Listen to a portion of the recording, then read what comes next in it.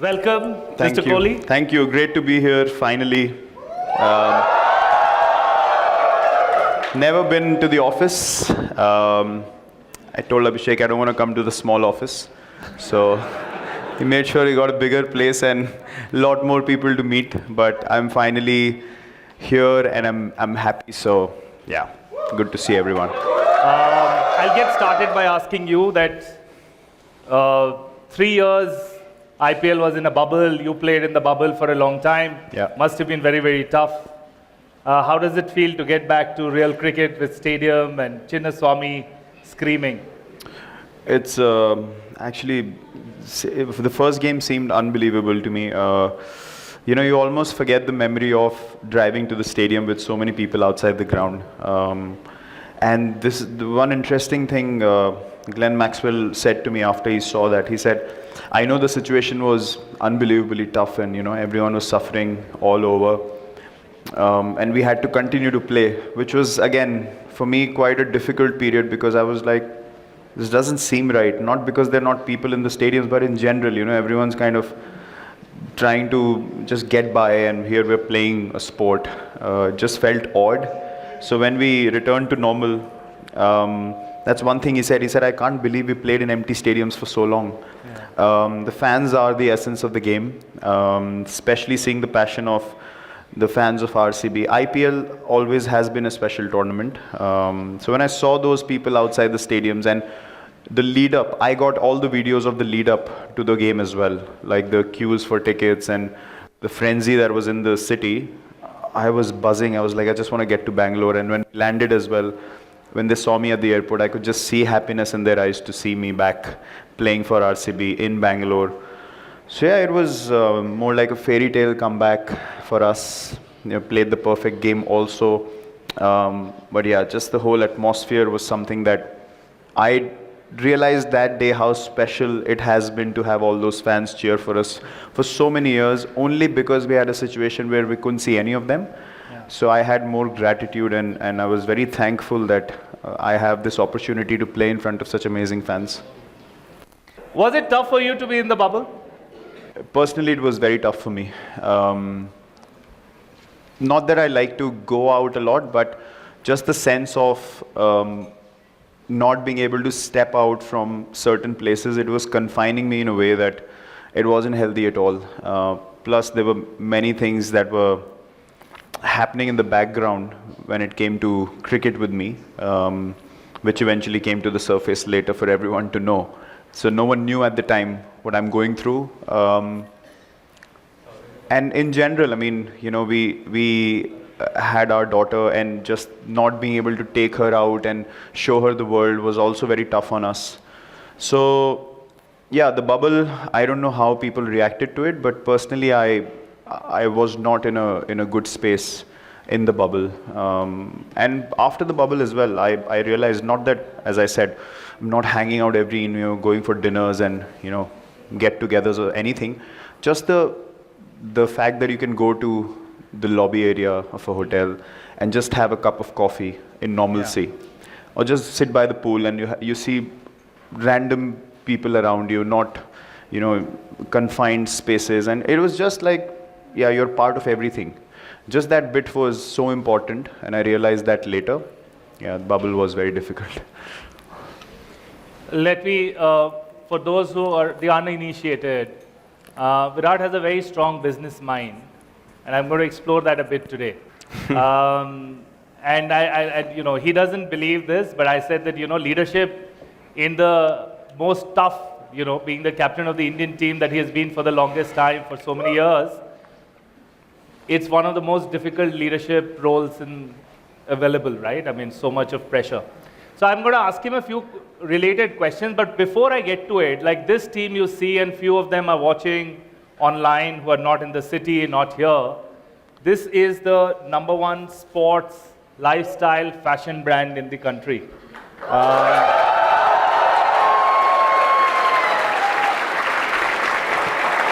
My question that I have for you from the sidelines, what do you see? What is the reason for this journey of Puma and the success? My heart's beating fast because I've already said it to you backstage. You should sign me at the right time.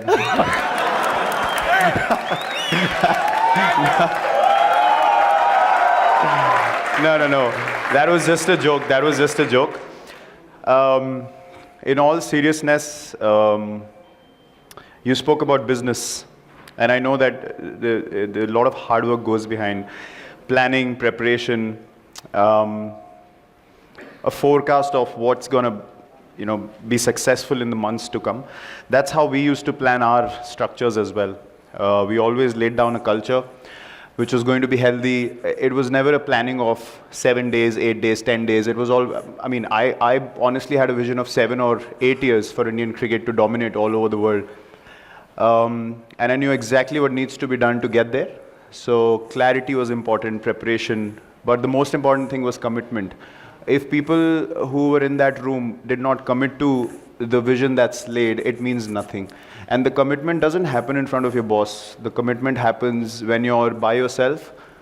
That's how you create culture. So, and that is where the skill is required to create that much trust that when you're sitting by yourself, are you still thinking of taking things forward and progressing in a way that your own behaviors, your own ethics, morality, everything comes into play. Because the easiest thing to do is when you're by yourself is to not align to the vision. And if people are aligning to the vision when you're not watching them, is the real success of leadership, I feel. That's something that I saw happen in the Indian cricket team as well. So, yeah, to see the brand where it is today, some amazing decisions obviously have been taken. When we had this conversation initially, I was with a couple of other brands which were quite prominent in India at the beginning, but they started fading away pretty quickly, and I understood why. Because I gave them a vision which they didn't align to. I told them my career is growing and I want to be able to create something of my own with a big brand in India so that we can grow together. That's how I'll be invested in the business myself, and I'll be thinking about how to take the brand forward rather than just being a face on the billboard with some of the global athletes. That meant nothing to me. So when we started our conversation as well, the first and the only condition was, are you ready to collaborate and do something which is something personalized, but also will help the brand grow? And they immediately said, give us a big bag of what you wear and we'll do it. Like, it was that instant. So I think the ability to take those decisions, obviously there's a sense of uncertainty. I wouldn't say that there's a sense of doubt, but you're not certain whether it's going to work or not. So what I've seen Puma do over the last 6-7 years is take bold decisions. Now when I see the ambassadors all over the world, you don't have people who fall in the perfect category of, people who should be looked at as, I wouldn't say role models, but you've signed people who are very different. If you talk about a Neymar or you talk about a Hamilton being with Puma for so long, these are not people that you look at and say, this guy goes by the book. And I think that's been the most important factor which I've seen for growth. I'm not a guy who was looked at as this guy looks like, wow, he does everything by the book. I was probably hated more than anything initially in my starting years. But eventually, my conviction of what I wanted to do turned out to be inspiration for people. And I think that's what Puma has done, to be convinced about their own ways, that we can make an identity of our own, following what we believe in. And that shows you that anything is possible in your own very unique ways. It doesn't matter whether they fall into the norms of society or the benchmarks that we are judged by. There are no benchmarks that exist. And I think the disruption of that culture is what has caused the uprise, and now there's no competition at all. So I feel glad that that the people who are looked at as different, Puma looked at as few of their own, and I think that's made all the difference for me.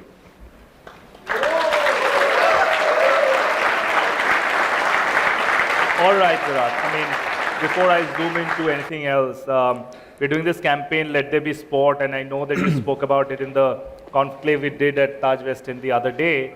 But to this group of people, like, we are in the sports business, and we believe the sports impacts much more than, you're an athlete. It's a Yeah. everyday life. I know you feel very strongly about it. I want you to quip on that for this team. So we spoke about the values that sport can provide you with on a daily basis. If I hadn't gone on to become a professional sports person as well, I would still continue to play sport as regularly as possible, because of all the things that I've kind of experienced in my life, nothing has taught me more than sport. And why I say that is because there's a chance to fail and succeed in every moment, and that's a very rare thing to have. That's where your composure is tested the most, and your character is tested the most, and then once you overcome those fears and those doubts, you become a better version of yourself. So this is the discussion we had the other day, that if for all of us as people, we work towards certain goals, but there's a degree of success and failure attached to it. If you talk about exams as well, there's certain kind of, nervousness we feel when the results are about to arrive. You don't feel that sense of nervousness when you're actually giving the exam. Yes, you might or might not know what you're doing, but there's still a space where for a few days you're like, okay, whatever happened, happened, and then I'm going to get the result later. So you just need to be composed in that moment when you're getting the result as to how you react to it. But with sport, you can do that in potentially every moment. So if you're able to overcome those fears and follow your heart, not your mind can help you make a plan, but your heart will help you apply the plan. That's my experience. So the more I did that, the more I realized that what my strengths are as a person, and what unlimited potential we have as human beings if we don't put any tabs on ourselves. And only sport could teach me that, to go beyond your limitations. The known limitations of the mind, that the mind tells you, oh well, scored runs in 4 innings, so the 5th one might not work. I never thought like that. I felt like every day was a new day, every moment was a new opportunity to do something special, and then only sport could help me accumulate moment by moment by moment and go beyond my fears and teach me what fearlessness means. And then I could apply that to everyday life as well. I'm not saying that there's a guarantee to succeed with this way of operating, but there's at least one guarantee, that when you walk away from that particular event or that particular result, you'll be happy with what you did because you followed your heart. Every time I've followed my mind and tried to calculate my way out of things and I've failed, I've not been able to process it. Every time I've followed my heart and I've failed, I knew that I did what I wanted to do, and then I could accept the situation the way it was. So it taught me things about processing success and failure more than anything else could in life, and that made me a more assured person that not everything is going to go well all the time, but that doesn't mean that you stop moving forward. You have to keep taking those steps to be in the moment, and I think sport can teach you that for every walk of life, whether it's studies, business, anything that you do. It helps you create that fearless mindset.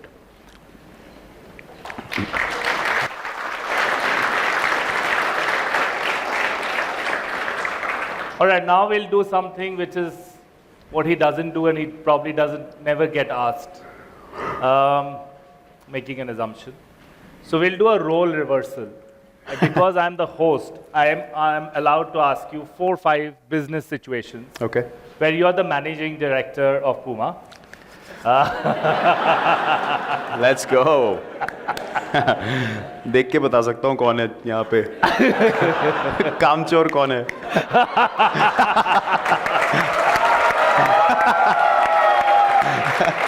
So, managing director of Puma, to launch a cricket footwear, make it classic, even timeless, and sell hordes of it. क्या करना चाहिए? क्या करना चाहिए? अच्छा. Sports, cricket footwear. Cricket footwear. Okay. So, the only principle I would have there is I would put myself in the consumer's position. Simple as that. Like if and you have Virat Kohli also. Yeah, as an ambassador. Yes, Mr. for Managing sure. Director. For sure. Just I'm giving you some resources you have. हाँ ठीक है. तो अगर कोई मुझे खेलते हुए देख रहा है, like the impact I had watching my heroes play, when they were wearing something that caught my eye, I would go back to that moment. What was the essence of what they were wearing that made me feel so connected to that shoe or that particular gear even today? So I would apply that essence to even this day. Like I don't feel like anything goes out of fashion or anything is, outdated. Everything is as relevant as your liking to it. So for me, just having a classic shoe is something that will never go out of fashion. So I would say, would I want to buy this shoe? And if the answer is yes, I would any day say, this is the design we're making. This is the concept. This is how the shoe should be. And then obviously the technical team comes in and they say, we got to make it light, we got to make it more effective for movement and stuff. The only responsibility I'll give the guys is to manage price point. That's not my responsibility, right? I can, that's how it works. So analogy to cricket would be, if I tell the bowlers, listen, this is the field, this is what we're trying to do, the ball is in your hand. I can't bowl the ball for you, right? So the delivery of that ball is in your hands. So you make the price point. I've given you the vision, but if you get the price point right, it'll be a test victory. I can guarantee you that. So it's as similar as that.